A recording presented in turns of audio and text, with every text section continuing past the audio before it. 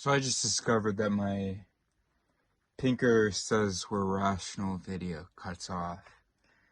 And I really liked some of the stuff that I had, sorry, that's embarrassing, that I had said after. I don't really remember everything I had said after, but here's one thing I remember saying.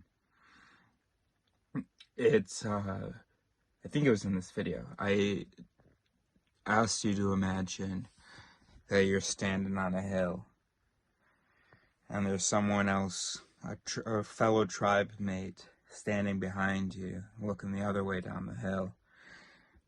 And you say, I see attackers coming. And he says, I don't see attackers coming. In today's world, it's almost like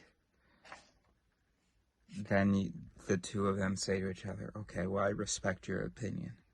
I respect your inner truth. It was better said. And to make up for taking your time to try to recapture that, I had another thought, which was we talk about often about the judge myth, right? Got this drawing up here. Never mind. Anyway,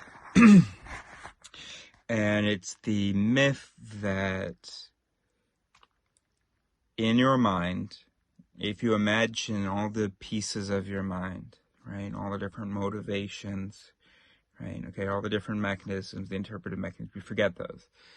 But we know about the motivations, the knowledge, okay. You imagine you imagine each of those like a representative or as some figure in a courthouse. And then you might imagine yourself to be sort of the judge that hears all of these different points of view and that deliberates and that's like smart and is reasonable and magical and blah, blah. And the judgment says, there's no judge. You are just the courthouse. I'm just this body, really. I am the ensemble. The thing sending these words out is just a network in here. And now these words, another network. And so I'm just the sum of all that stuff. And another network just sent that out. Okay. And it's good to know that we're brains, and that there's not a magical judge. So it's just a bunch of networks interacting. You can just imagine a bunch of people in a courtroom without any kind of governing, all-knowing, all-powerful figure. Okay. And what I like about the judge myth is that it sort of relates to my feeling that humans are really just playing hardcore dress up right now. That we've got all these fancy systems and fuck them. We don't understand them, and we don't know how to fix them, and we're pretending like we've got it together. And then you've got these literal judges wearing these ridiculous wigs and robes, and the wigs kill me. It's just all such BS. Like, this judge is this reasonable blah blah. And you may have heard recently, and I'm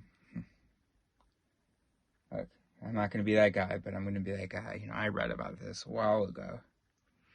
But you may have heard recently about research that shows that judges are more severe before they've had lunch. So when they are required to do sentencing or decide whether someone gets parole or whatever, in the morning, they come in feeling fresh, not super severe. Get around 11 a.m., start getting real severe. Compare that to 2 p.m. after they've had their lunch, and they're chilling. They're giving people parole, they're giving people lighter sentences, blah, blah. Okay. It's not as dramatic as, like, before lunch, you're sending everyone away to the chair, and after lunch, he's sending everyone home free. But there's an important difference. There's a significant difference in the way that the lives of people are turning out before his lunch break and after his lunch break. And of course, if we accepted that we were brains, that would be obvious. Obviously, food into the body and food to the brain, and just stuff we know about psychology, obviously, that's going to have real bad consequences on decision making and judgments of other people when you're fucking hangry. That's obvious. We would never think that of ourselves, of humans. But that's the myth that we're maintaining. That there are these reasonable, intelligent judges. We have that myth. We think of ourselves, the word I, maybe is that judge.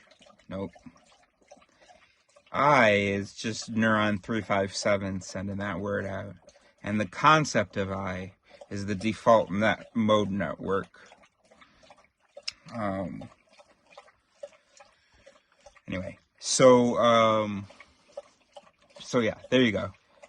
So, and it just occurred to me today. Oh yeah, because I had seen it on social media, about the public. I saw on social media, and I was like, oh, hey, that's some good research that's out known in the public. And I've recently been talking a lot about the judge myth in my videos, and I thought, that's perfect. I mean, it's not reasonably actually perfect, it's just kind of ironic and coincidental.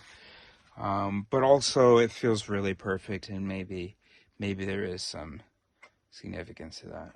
I don't know. I'm just a brain.